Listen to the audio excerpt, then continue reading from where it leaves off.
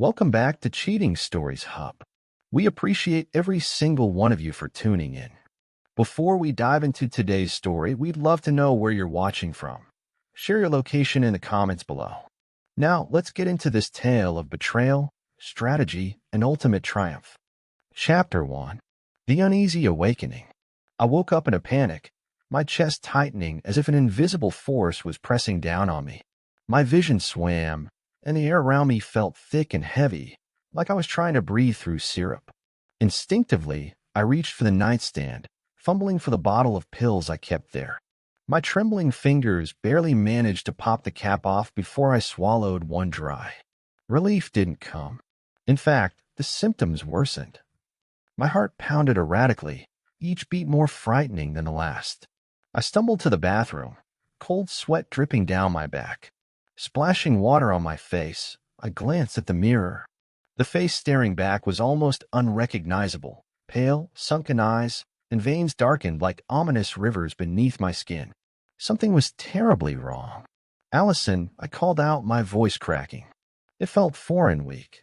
Seconds later, she appeared in the doorway. Her calmness felt unnatural, her demeanor too detached. Her arms crossed, and her head tilted slightly as if she were examining a failed experiment. "You're probably just dehydrated," she said nonchalantly, her voice void of any concern. Dehydrated?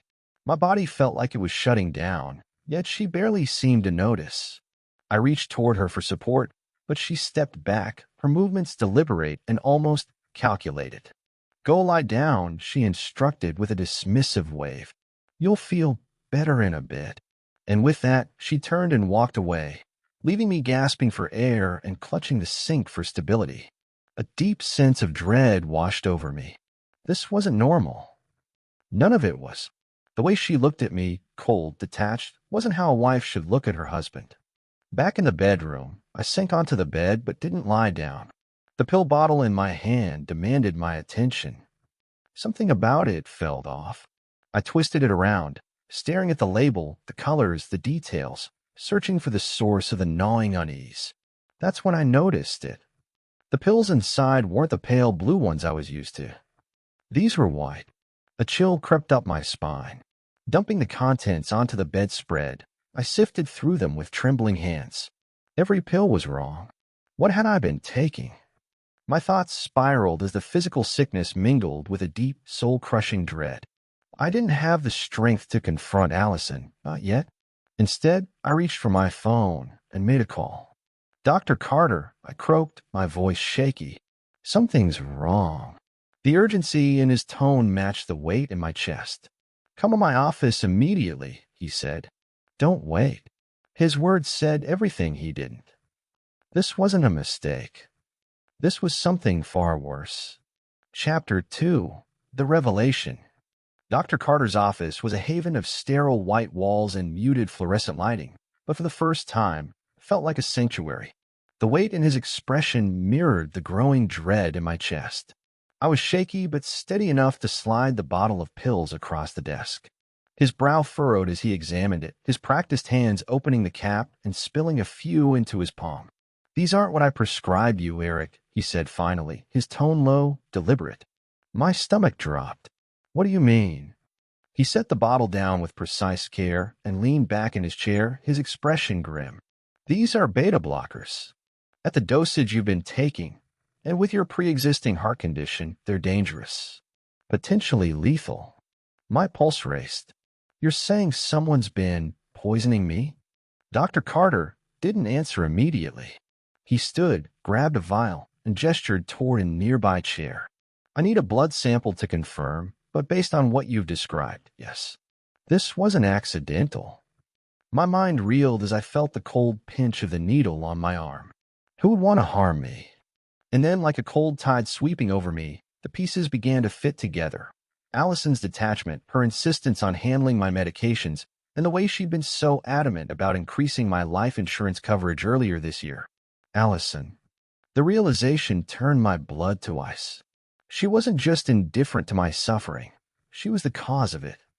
But why? What could she gain from my death? As Dr. Carter labeled the vial, his voice softened. "Eric, you need to be careful." If someone's doing this deliberately, they may escalate once they realize you're catching on. I nodded, the weight of his warning pressing down on me. What should I do? He hesitated before answering. Don't confront her, not yet. Let me run these tests, and in the meantime, gather anything that could support your suspicions. You'll need evidence if this goes beyond medication tampering. Evidence? My thoughts churned as I left his office, the gravity of the situation settling in. The pills were just the tip of the iceberg. I needed to know how far Allison was willing to go, and more importantly, if she was working alone. The house was quiet when I returned. Too quiet. Allison sat in the kitchen, her laptop open, a glass of wine perched beside her. She barely looked up when I walked in. "How was the doctor's appointment?" she asked, her tone light and casual, but her eyes didn't meet mine. "Routine," I replied, forcing my voice to remain steady. "Just wanted to make sure everything was in order." Her hand froze for a fraction of a second before she reached for her glass. "Good to hear," she said, sipping her wine. I studied her carefully, searching for cracks in her composure, but Allison was good, too good.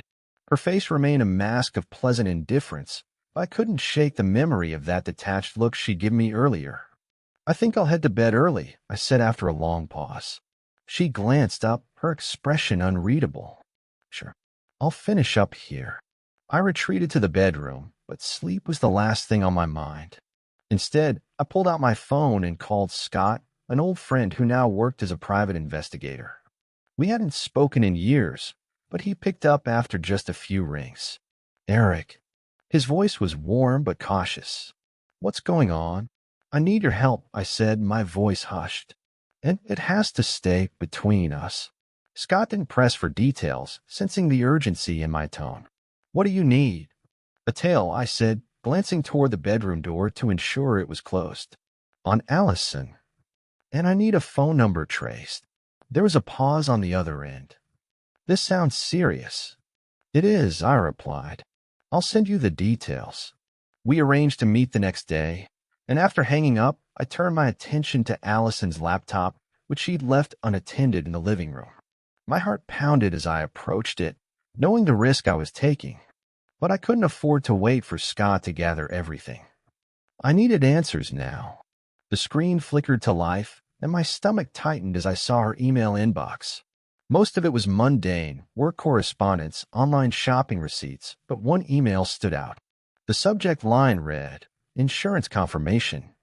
I clicked on it, my hands trembling. The message was short but damning. It detailed the finalization of my increased life insurance policy and listed Allison as the sole beneficiary. My blood ran cold. This wasn't just a precautionary measure.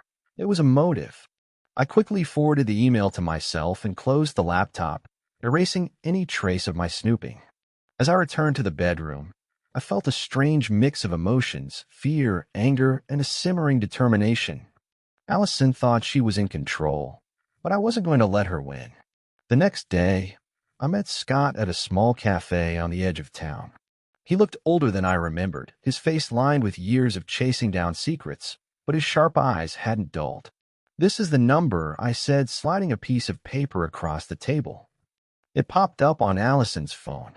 I don't recognize it, but the message. I hesitated, the words almost catching in my throat. It said, "Almost done." Scott's brow furrowed as he read the number. "I'll see what I can dig up." "And about the tale, you're sure you want me to follow her?" "Positive," I said, my voice firm. "I need to know who she's meeting and where."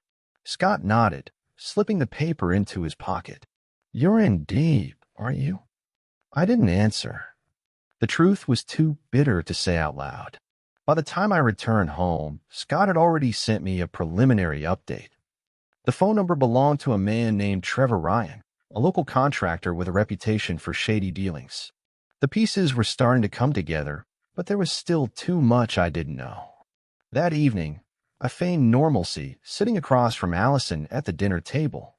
She smiled, asked about my day, and played the role of a loving wife perfectly. But I could see the cracks forming. Her phone was always within reach, and her gaze flickered toward it whenever a notification buzzed. She was on edge, and that gave me hope.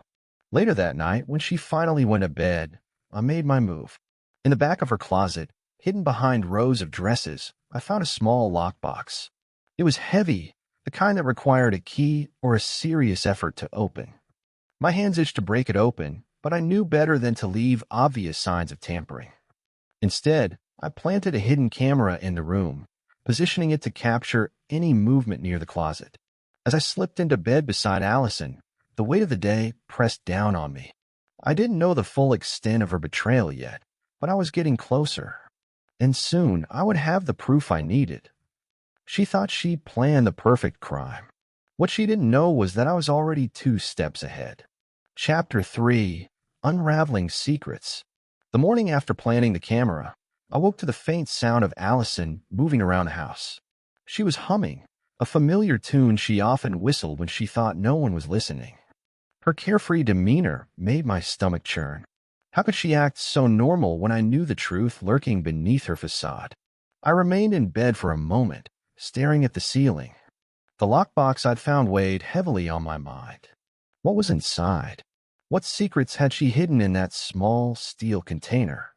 I needed to know, but it wasn't the time to act rashly. First, I had to confirm my suspicions. After Allison left for a supposed errand, I reviewed the footage from the hidden camera. The live feed revealed nothing unusual yet, but I decided to let it record without interruption. If she were hiding something in the box, she'd eventually need to access it. Later that day, Scott called with updates. His voice was calm, professional, but tinged with urgency. The number belongs to a Trevor Ryan, like I mentioned before. Local contractor, shady past, domestic disputes, financial troubles, and even a couple of assault charges that never stuck. My grip tightened on the phone. He doesn't sound like a model citizen. No, Scott agreed. And there's more. He's been meeting with your wife regularly. 2 meetings just this week at a motel. The words hit me like a punch to the gut. A motel. My voice cracked, though I tried to keep it steady. Yes, room 213 at the Skyline Inn. I've got photos to back it up if you need them. Scott paused, and his tone softened. Eric, I know this is hard to hear, but there's no question they're working together. My jaw clenched as I tried to process the revelation. Trevor wasn't just an accomplice in some vague scheme. He was her partner in betrayal. And judging by the location of their meetings, their relationship wasn't purely professional. I need more, I said after a long pause. Keep following them. And Scott, thank you.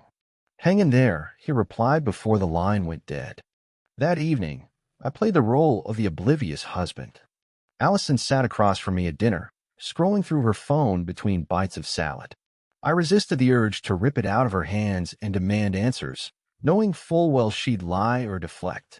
Instead, I watched her closely, studying the subtle tells, the twitch of her jaw, the way her hands tensed when a new notification buzzed. How was your day? I asked casually, stabbing a piece of chicken with my fork. Fine, she replied without looking up. Just errands and emails. You? Oh, the usual, I said, keeping my tone light. Nothing exciting. She nodded absently, her attention still on her phone. I couldn't help but feel a surge of resentment. She wasn't even trying to hide her disinterest anymore. Later that night, after she'd gone to bed, I retrieved the lockbox once more. The thought of breaking it open gnawed at me, but I knew I couldn't risk it yet. Instead, I placed it back in its hiding spot and checked the footage from the hidden camera. Still nothing. I'd have to be patient, though every second felt like an eternity. The following day, Scott's updates brought new revelations. He'd followed Allison to yet another meeting with Trevor, this time at a coffee shop downtown. The pictures he sent showed them leaning in close, their expressions serious. It wasn't just idle chatter, they were planning something. She left in a hurry, Scott said over the phone. Looked like they were arguing before she stormed off. What about Trevor? He stayed behind for a bit, made a few calls, and then left. I tailed him back to the motel, but he didn't stay long. Probably regrouping. I thanked Scott and hung up, my mind racing. The cracks in their partnership were beginning to show, and I could use that to my advantage. If Trevor felt betrayed or cornered, He might slip up and reveal more than he intended. That evening, Allison's behavior shifted. She was restless, pacing the kitchen while holding her phone. Her conversations were hushed, though I caught snippets here and there, frustrated whispers about money, timing, and sticking to the plan. I acted oblivious, sipping my coffee at the table as I read the newspaper. Every so often, I glanced up, feigning disinterest. She was unraveling, and the more she panicked, the sloppier she'd become. "Are you feeling okay?" she asked suddenly, her voice a little too sweet. "Better," I said, folding the paper. "Why?" "You've just seemed off lately.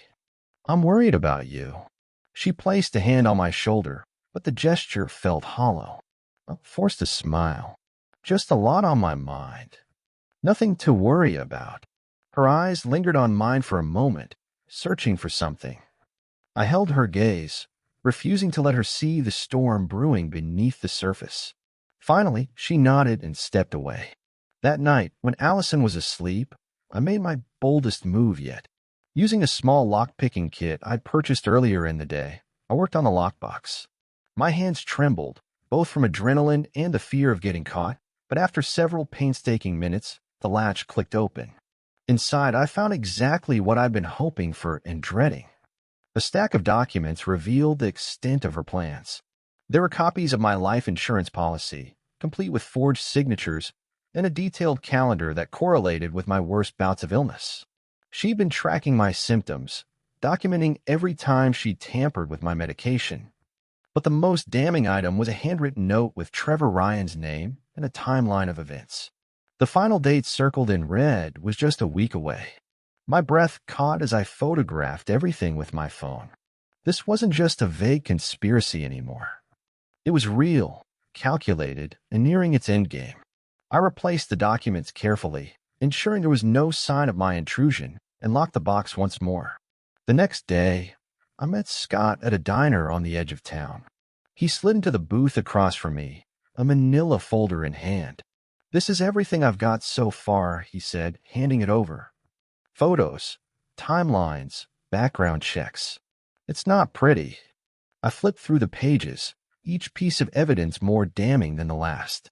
Scott had tracked Trevor's movements, uncovering a series of suspicious financial transactions and meetings with known criminals. But it was the photos of Allison with him, her hand brushing his arm, their heads bent close together, that hit the hardest. "They're not just partners," I said, my voice hollow. "No," Scott replied. "But this isn't just about money or an affair. They're planning something bigger. And if that date in her notes is what I think it is, you've got less than a week to stop it." I nodded, my resolve hardening. "Then we act now. Keep following them, and let me know the second something changes." Scott's eyes met mine, a glimmer of worry in his gaze. "You sure you're ready for this?" I wasn't, but I didn't have a choice. "I have to be." As I left the diner, the folder clutched tightly in my hands. A single thought echoed in my mind. Allison and Trevor thought they were closing in on the finish line. What they didn't realize was that I was already preparing to pull the rug out from under them. Chapter 4: The cracks began to show. The days that followed felt like walking a tightrope. Every interaction with Allison was a careful balance of playing the role of the unsuspecting husband while keeping my plans hidden. She was unraveling, and her movements became more erratic as the week went on. I watched her closely, noting the small changes. Her once practiced calm was slipping. She seemed distracted during conversations, her phone always within reach, and she frequently stepped outside to take calls she didn't want me overhearing. Each behavior only confirmed what I already knew. She was preparing for something, and it was happening soon. That evening, as Allison sat scrolling through her phone on the couch, I reviewed the footage from the hidden camera. The past couple of days had yielded a wealth of information. Her conversations, though muffled, were increasingly frantic. In one clip, I caught her pacing the living room, muttering, "We need to move faster." He's not as clueless as I thought. That single sentence was both chilling and validating. She knew I was catching on, but she didn't know how much. That gave me the upper hand. The lockbox footage, however, was what truly set my plans in motion. 2 nights ago, she'd opened it, rifling through the documents with shaky hands. Her lips moved as she whispered to herself, but the camera couldn't pick up her words. Whatever she was planning, it was close. Too close. The next day, I met Scott again, this time at his office. He handed me another folder, his expression grim. "Trevor's been busy," he said, leaning back in his chair. "He's made multiple cash withdrawals this week, and it looks like he's been meeting with someone else, third party." "Who?" I asked, flipping through the pages. "Not sure yet," Scott admitted. "But whoever it is, they're not someone you'd want to cross paths with. Rough crowd." My stomach churned. Another accomplice wasn't what I needed. "What about Allison?" "She's still meeting with him, but there's tension," Scott said. "They've been arguing at nearly every interaction. Whatever their plan is, it's not as solid as they thought." "Good. I could use that to my advantage." "Keep digging," I said, closing the folder. "If you can find out who the third person is, I need to know." Scott nodded. "And you? What's your next move?" I paused, the weight of the situation pressing down on me. I want to let them think they're still in control. But when the time comes, I'll make sure the fallout is theirs to deal with. That evening, I sat at the kitchen table, pretending to read the newspaper while Allison moved about the house. She seemed unusually tense, her movements sharp and hurried. At one point, she opened her mouth as if to say something, but quickly closed it, shaking her head. "Something on your mind?" I asked casually, not looking up. She froze for a moment, then forced a smile. "No, just thinking about work." "Busy week." "Must be," I replied, flipping a page. "You've seemed distracted lately." Her smile faltered, and for a split second, panic flashed in her eyes. But she recovered quickly, laughing it off.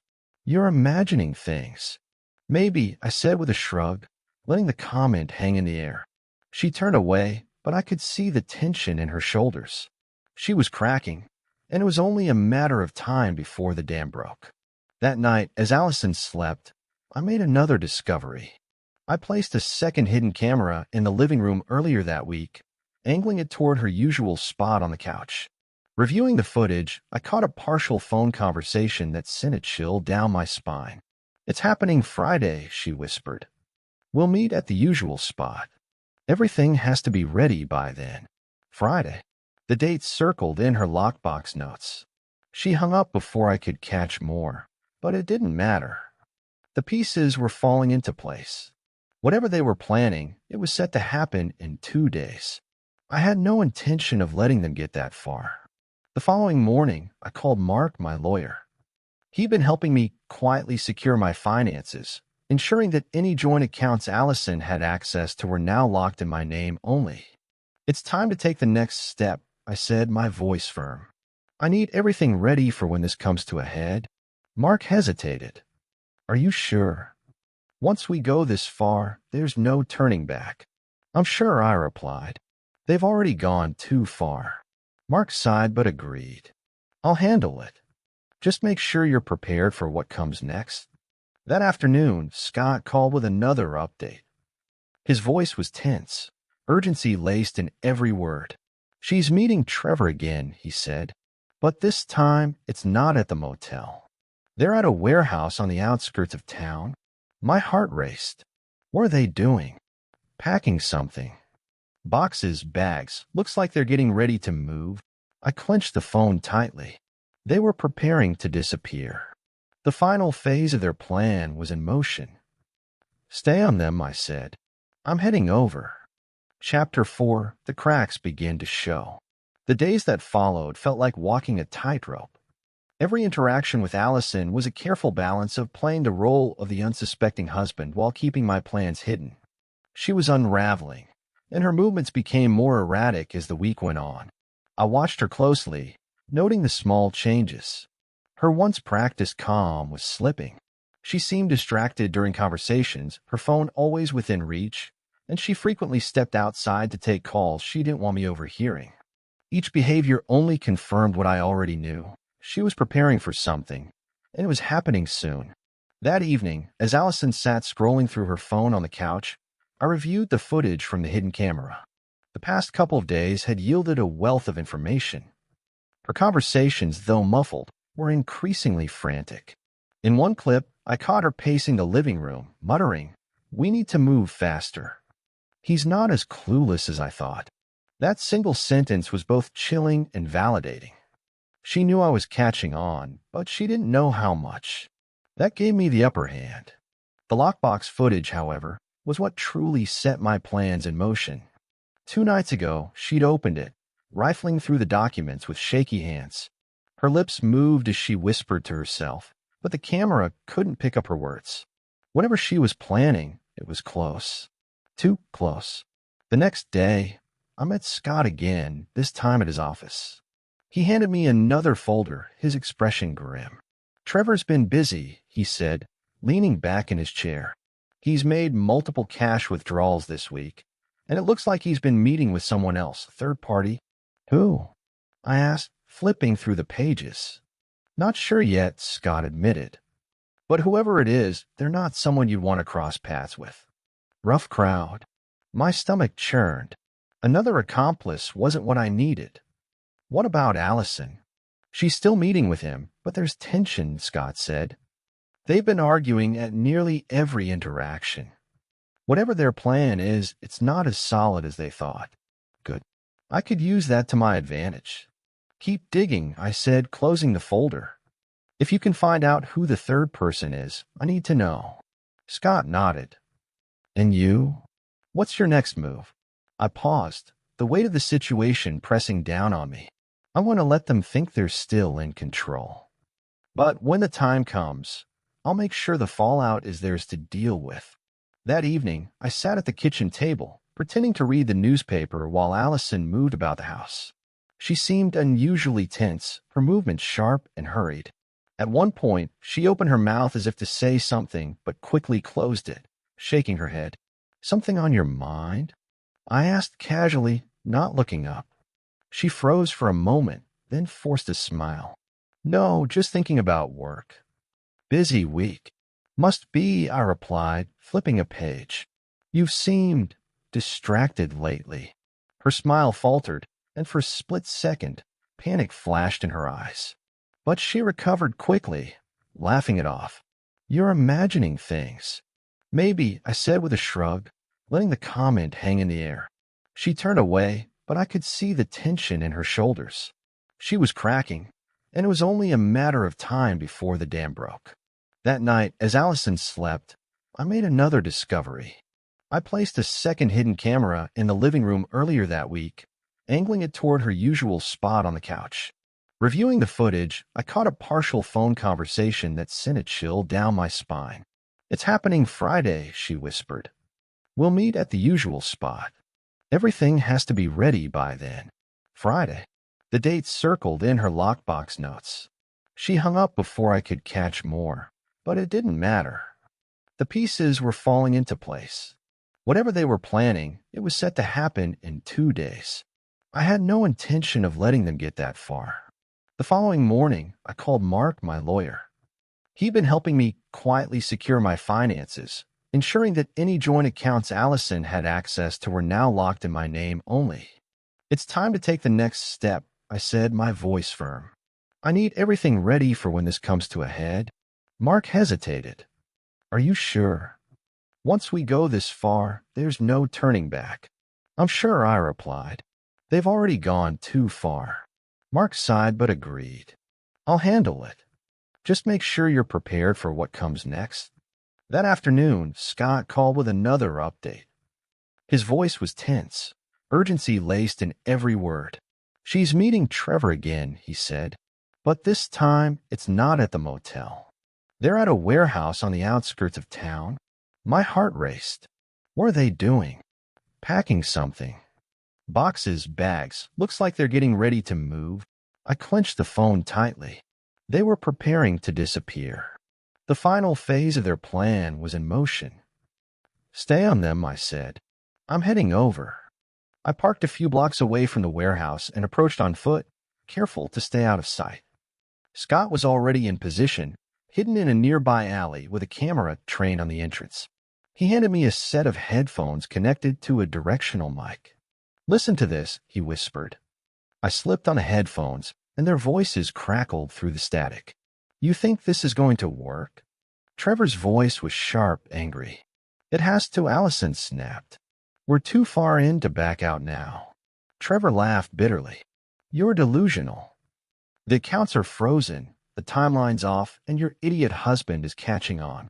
He doesn't know anything," she hissed. "We just need to stick to the plan. Once the insurance money comes through." "That's assuming we even get that far," Trevor interrupted. "If he finds out." "He won't." Allison's voice was shrill, her frustration boiling over. "Just do what I tell you, and we'll be fine." Their argument escalated into shouting, each accusation more damning than the last. The tension between them was palpable, and for the first time, I saw the cracks in their partnership widening. I stepped back from Scott, my mind racing. They were teetering on the edge of turning on each other, and I needed to push them over. As I slipped away from the warehouse, a plan began to form. I would let their paranoia and distrust do the work for me. That night, as Allison sat across from me at dinner, I decided to plant the first seed of doubt. "I got a call from the insurance company today," I said casually, swirling my wine. "They were asking some odd questions." Her fork froze midair. "What kind of questions?" "Oh, nothing too serious," I replied with a shrug, watching her squirm.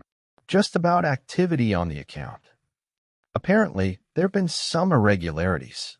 Her face went pale, and for the first time, I saw real fear in her eyes. "Irregularities? I'm sure it's just a mistake," I said, taking a sip of wine. "But I'll have them look into it." She forced a smile, but her hand trembled as she reached for her glass. "Good idea." As she took a sip, I could see the panic setting in. The cracks were growing deeper, and soon, everything would come crashing down. Chapter 5, The Fallout Begins. The next morning, Allison was up earlier than usual. I could hear her pacing in the kitchen as I lay in bed, pretending to sleep. Her phone buzzed intermittently, each notification accompanied by a muffled response. She was unraveling, and the tension in the house was suffocating. When I finally got up, she was seated at the kitchen table, staring out the window with a cup of coffee clutched in her hands. She barely acknowledged me as I walked in. "Rough night?" I asked casually, pouring myself a cup of coffee. She flinched, as if startled by my voice. "Just couldn't sleep," she muttered, her tone clipped. I studied her for a moment. The woman who had always been poised, calculating, now looked like a shadow of herself. Her hair was unkempt, her eyes bloodshot, and her hands trembled slightly as she lifted the mug to her lips. "You've seemed stressed lately," I said, taking a seat across from her. "Is everything okay?" Her gaze snapped to me, sharp and suspicious. "I'm fine," she said quickly, too quickly. "Why wouldn't I be?" I shrugged. "Just asking." She stared at me for a moment longer before standing abruptly and dumping her coffee in the sink. "I have things to do," she muttered, grabbing her purse and phone. As the door slammed behind her, I let out a breath I hadn't realized I was holding. She was running scared, and that worked in my favor. I called Scott as soon as I was sure she was gone. "She's on edge," I said, pacing the living room. "I need to know where she's going." Scott's voice crackled on the other end of the line. "Already on it. She's heading toward the industrial area again, probably meeting Trevor." I clenched my jaw. "Let me know the second anything changes." "Will do," Scott replied. "And Eric, be careful. They're desperate, and desperate people do stupid things." "I'll be fine," I said, though the truth was I wasn't sure. Later that afternoon, Scott called back with an update. "They're meeting at the warehouse again," he said. "Looks like they're packing up for something. More boxes, more bags. I think they're getting ready to move." "Did you hear anything?" I asked. "Yeah," Scott replied, his tone grim. "They were arguing again. Trevor's not happy, and he made it clear he doesn't trust her." "What did he say?" I pressed. "He accused her of stashing money and planning to cut him out. She denied it, of course, but it's clear there's no love lost between them anymore." A smile tugged at the corners of my mouth. The cracks were growing wider. "Good. Let them tear each other apart." Scott hesitated. "Eric, this is getting dangerous. If they're planning to disappear, They might act sooner than you think. I know, I said, my voice steady. That's why I need you to keep the pressure on Trevor. If he thinks Allison's betraying him, he'll make a move. Scott sighed. You're playing with fire. Then I'll make sure I'm the one holding the extinguisher, I said, ending the call. That evening, Allison returned home later than usual. She was visibly agitated, her movements sharp and hurried as she paced the living room. Her phone buzzed, and she snatched it up immediately, speaking in hushed tones. No, he doesn't know anything, she hissed. I told you. I've got it under control. I stepped into the room, and she froze mid-sentence, her eyes wide with panic. Everything okay? I asked, feigning innocence. She quickly ended the call and forced a smile. Of course. Just work stuff. You've been working a lot lately, I said, crossing my arms. You sure everything's okay? Her smile faltered for a moment, but she recovered quickly. I told you everything's fine. Why do you keep asking? Just making conversation, I said with a shrug. You seem distracted, that's all. She narrowed her eyes at me, as if trying to read my thoughts. I'm not distracted. You're imagining things. Maybe, I said, turning toward the kitchen. I'll make us some tea. As I prepared the tea, I glanced toward the living room. She was pacing again, her phone clutched tightly in her hand. She was unraveling, and I knew it was only a matter of time before she made a mistake. That night, after Allison had gone to bed, I reviewed the latest footage from the hidden cameras. The living room camera had captured her phone call earlier that evening, though the audio was faint. Still, the fragments I could make out were damning. It's happening tomorrow, she had said. We'll meet at the usual spot. Make sure everything's ready. Tomorrow. The final piece of their plan was falling into place. I knew I had to act quickly. I called Scott and filled him in. They're making their move tomorrow. I need you to be ready. Got it, Scott said. What's the plan? I paused, the weight of my decision pressing down on me. Let them think they've won. I'll be there to pull the rug out from under them. Scott was silent for a moment. You're sure about this? Positive, I said. They won't see it coming. The following morning, Allison left the house early, claiming she had errands to run. I let her go without question, knowing Scott was already following her. As soon as she was gone, I gathered everything I prepared. The lockbox photos, the hidden camera footage, the financial records Scott had uncovered. It was all laid out, a damning case against both Allison and Trevor. I called Mark, my lawyer, and gave him the green light to proceed with the next phase. He assured me everything was in place, and the authorities were ready to act as soon as I gave the signal. Now all I had to do was wait. Scott's updates came in quick bursts throughout the day. Allison and Trevor had met at the warehouse, their voices tense as they argued over the final details of their plan. Trevor was growing more paranoid, accusing Allison of plotting to betray him, while Allison insisted everything was under control. By the time they left the warehouse, it was clear their partnership was hanging by a thread. They're heading to the motel, Scott said over the phone. Room 213 again. Keep an eye on them, I said. I'll handle the rest. As the day turned to evening, I sat in the living room, a glass of whiskey in hand, waiting for the inevitable. The walls of their carefully constructed conspiracy were closing in, and I was ready to watch it crumble.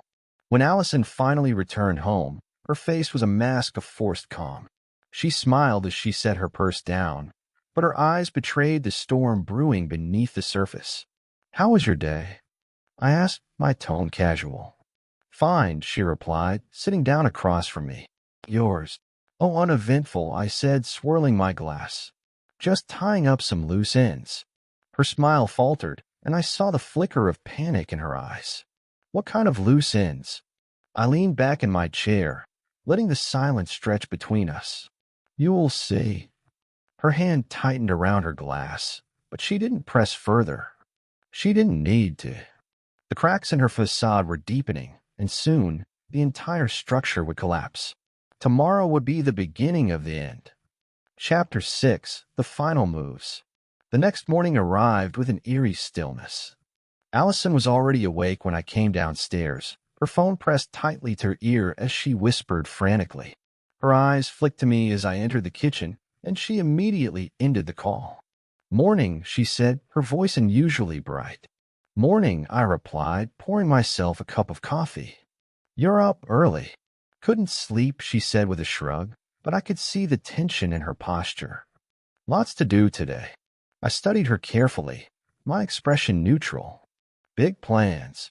"Just errands," she replied quickly. Too quickly. I let the moment hang in the air before nodding. "Well, don't work too hard." She flashed a tight smile, then grabbed her purse and headed for the door. "I'll see you later." As the door closed behind her, I pulled out my phone and called Scott. "She's on the move," I said. "Where is she heading?" "She's already driving toward the warehouse," Scott replied. "Trevor's on his way too. It looks like today's the day." I nodded, my pulse steady. "Keep following them." "I'll be ready." For the next hour, I stayed glued to Scott's updates. Allison and Trevor had met at the warehouse as expected, and their interactions were anything but friendly. Scott described their argument in vivid detail, each accusation flying faster than the last. "They're falling apart," Scott said, his voice almost amused. "Trevor's accusing her of hiding money, and she's calling him reckless. It's a mess." "Perfect," I said. "Let them burn themselves out. I'll make my move soon." By mid-afternoon, they left the warehouse and drove separately to the Skyline Inn. Room 213, as always. Scott followed Trevor, while I stayed back, preparing for what would come next. My plan had been weeks in the making, and now it was time to see it through. I called Mark, my lawyer, and gave him the signal. "It's time." Mark's response was calm, methodical. "The authorities are on standby. Are you sure you don't want them to move now?" "Not yet," I said. "I need one last piece." "Understood," Mark replied. "But don't wait too long. The longer they're out there, the more dangerous this becomes." That evening, as the sun began to set, I drove to the motel. I parked a block away and approached on foot, keeping to the shadows. Scott had texted me minutes earlier. "They're still inside, arguing again. You might want to hurry. Things are heating up." I slipped into the motel lobby and approached the front desk. The clerk barely looked up as I handed him a folded 50. "Room 213, I said simply. He nodded, sliding a spare key across the counter without question. The ease with which he complied told me everything I needed to know about the kind of establishment this was. When I reached the room, I pressed my ear to the door. Their voices were muffled but unmistakable, angry, accusatory, and rising in intensity. I could make out snippets of their conversation, each one more damning than the last. "You've been lying to me this whole time." Trevor's voice was sharp and filled with rage. "Don't be ridiculous," Allison snapped. "You're the one screwing everything up."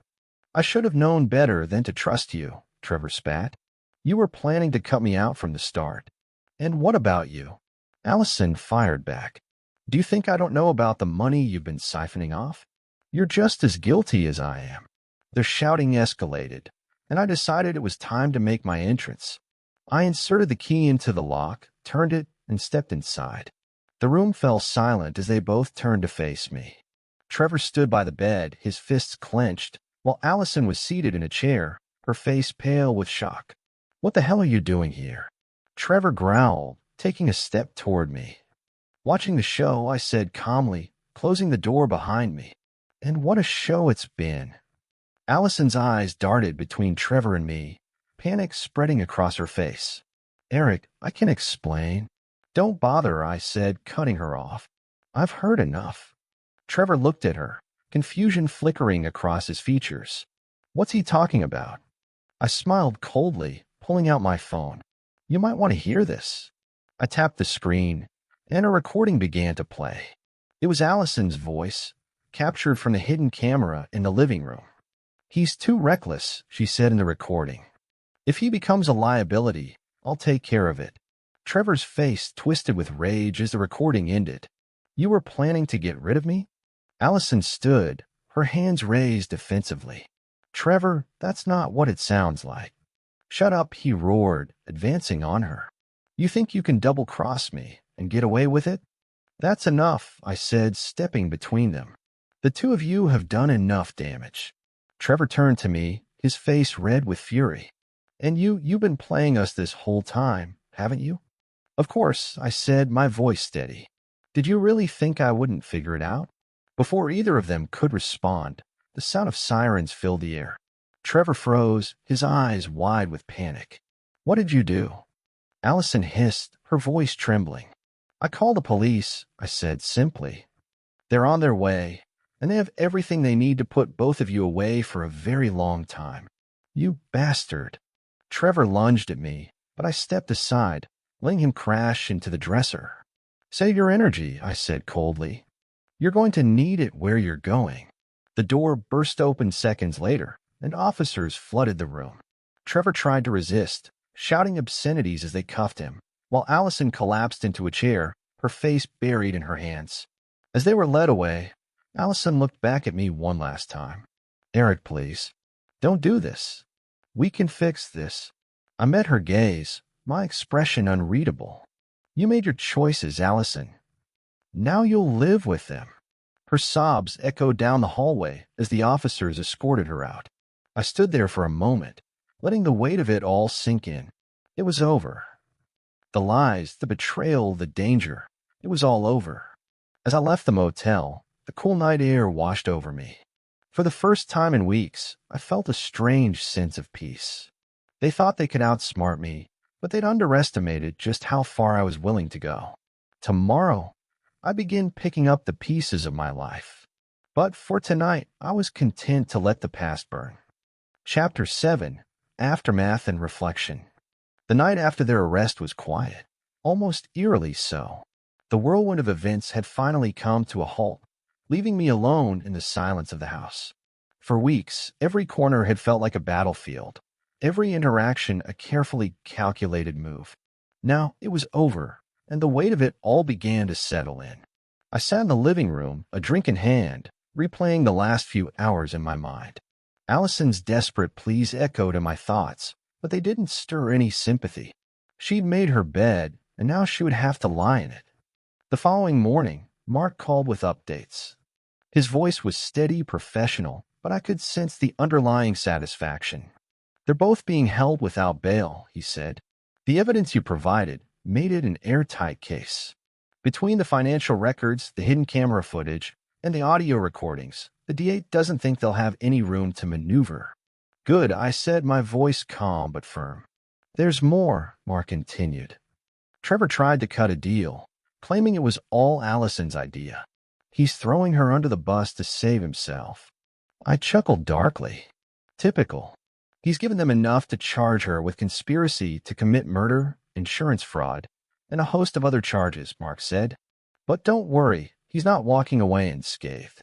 His own involvement in the scheme guarantees he'll be spending a long time behind bars. For a moment, I let the news sink in. It was over.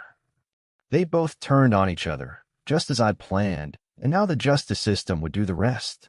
What happens next? I asked. The trial will take time, Mark said. But with the evidence we have, I don't see a scenario where they avoid conviction. I'll keep you updated every step of the way. Thank you, Mark, I said sincerely. For everything. That's what I'm here for, he replied. Take care of yourself, Eric. The days that followed were a blur of legal formalities and quiet reflection. The house, once filled with tension and lies, now felt empty. I spent hours cleaning, packing away Allison's belongings, and erasing every trace of her from my life. It was cathartic in a way, like reclaiming a part of myself that had been stolen. Every so often, I found reminders of the life we'd once shared, a photo from a vacation, a note scribbled on the back of a receipt, but they didn't spark the pain I expected. Instead, they felt hollow, like relics of a life that no longer belonged to me. One afternoon, Scott stopped by. He stood in the doorway, a knowing look on his face. You holding up okay? He asked. I shrugged. As well as can be expected. He stepped inside, handing me a small envelope. Figured you'd want this. Inside were the final photos he'd taken during the investigation. Allison and Trevor at the warehouse, the motel, and their arguments captured in stark detail. I stared at the images for a moment before setting them aside. Thanks, Scott, I said. For everything. He nodded, his expression serious.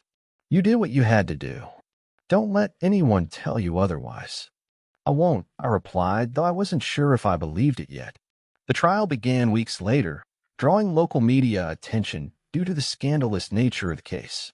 Allison's attorney painted her as a victim, claiming she'd been manipulated by Trevor into participating in the scheme. Trevor, in turn, portrayed Allison as the mastermind, describing her as cold, calculating, and entirely in control of their plan. Their stories contradicted each other at every turn, but the evidence I provided spoke louder than their words. The hidden camera footage, the financial records, and their text messages formed an unshakable foundation for the prosecution's case. I didn't attend the trial in person, choosing instead to follow it through updates from Mark.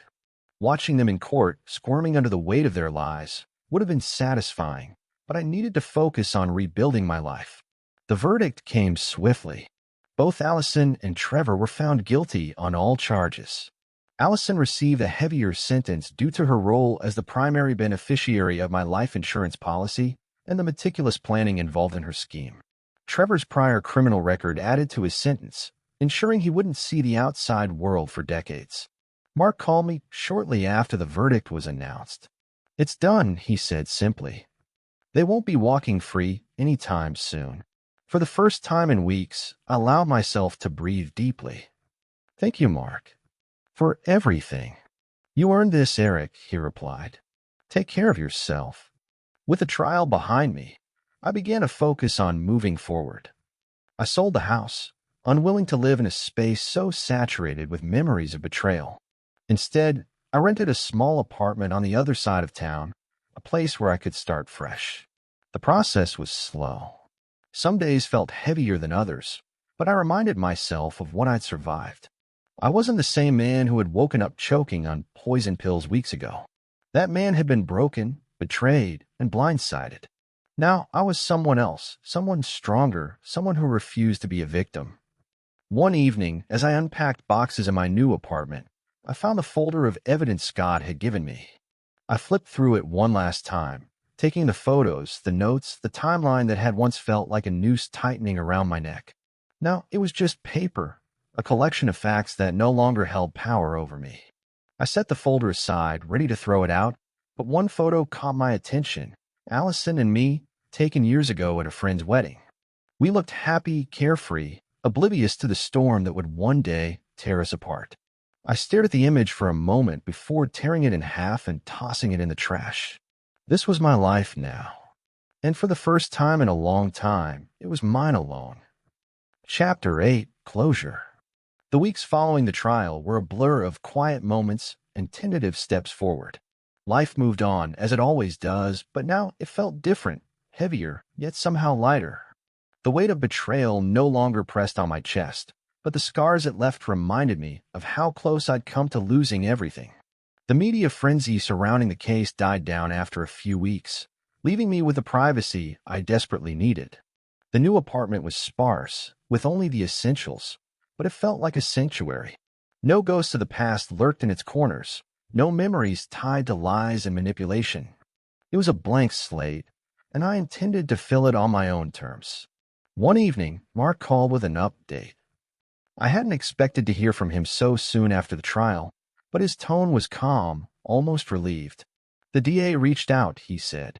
Trevor and Allison both tried to appeal their sentences. The judge denied them outright. A bitter laugh escaped me. I'm not surprised. They'd grasp at anything to save themselves. They've burned every bridge, Mark continued, and neither of them has any leverage left. It's over, Eric. Really over. For the first time in months, I allowed myself to believe it. The storm had passed, and I was still standing. "Thank you," I said, my voice steady. "For everything." "You don't owe me thanks," Mark replied. "You fought your way through this. All I did was help along the way." As the days turned into weeks, I found myself reconnecting with the pieces of my life that had been neglected during the chaos. Friends I hadn't seen in years reached out after hearing about the trial, offering their support and encouragement. At first, it was difficult to accept. I wasn't used to leaning on others, but slowly, I began to let them in. One of those friends was Scott. He stopped by one afternoon with a bottle of whiskey and a smirk on his face. I figured you could use a drink, he said, setting the bottle on the counter. You figured right, I replied, pouring us both a glass. We sat in silence for a while, the weight of everything unspoken hanging in the air. Finally, Scott broke the silence. You know, he said, swirling the amber liquid in his glass, most people wouldn't have made it through something like this. You didn't just survive, Eric. You fought back. I shrugged, unsure of how to respond. I didn't have a choice. Maybe not, he said, but you didn't give up. That counts for something. I nodded, letting his words sink in. For the first time, I felt a flicker of pride. I had fought back, and I'd won. One day, while unpacking the last of my boxes, I found a journal Allison had given me years ago.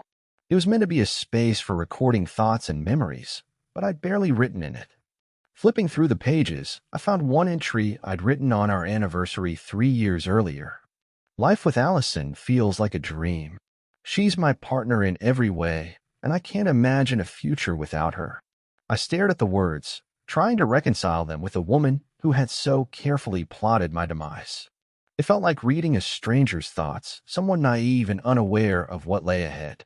Without hesitation, I ripped the page out and set it aflame in the kitchen sink. The flames consumed the words, leaving behind nothing but ashes.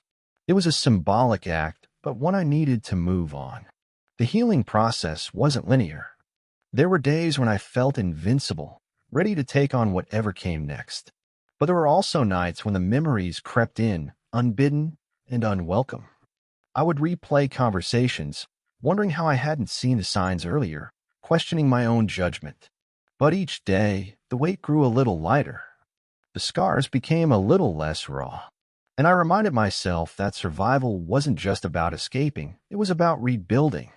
Months later, I stood in a new house, my house. It wasn't large or extravagant, but it was mine. The walls were painted in warm, inviting colors, and the furniture was simple but comfortable. For the first time in years, I felt at peace. The nightmares had faded, replaced by dreams of possibility. I began taking long walks in the mornings, savoring the quiet and the freedom that came with starting fresh. I picked up old hobbies I'd abandoned during my marriage, reading, painting, and even dabbling in photography. Each activity felt like a step toward reclaiming myself. One morning, I received a letter in the mail. The return address was from the state penitentiary. My heart sank as I opened it, recognizing Allison's handwriting immediately. The letter was long and filled with pleas for forgiveness, explanations, and excuses. She wrote about how she'd felt trapped, how financial pressures had pushed her to make desperate choices, and how Trevor had manipulated her into the plan. But nowhere in the letter did she take responsibility for her actions. Nowhere did she acknowledge the pain she'd caused. I read it once, then folded it neatly and placed it back in the envelope. I didn't respond. There was nothing to say. On the anniversary of the day I first discovered the pills, I sat in my backyard, watching the sun dip below the horizon. The sky was painted in shades of orange and pink, and for the first time in a long time, I felt content. The events of the past year had changed me, but they hadn't broken me. I'd faced betrayal, danger, and heartbreak, and I'd come out the other side stronger. The scars would always be there, but they were a testament to my resilience, a reminder that I'd survived the worst and emerged victorious. As the stars began to dot the sky, I raised a glass to the future. It wouldn't be perfect, and it wouldn't be easy, but it was mine. And for the first time, that was enough.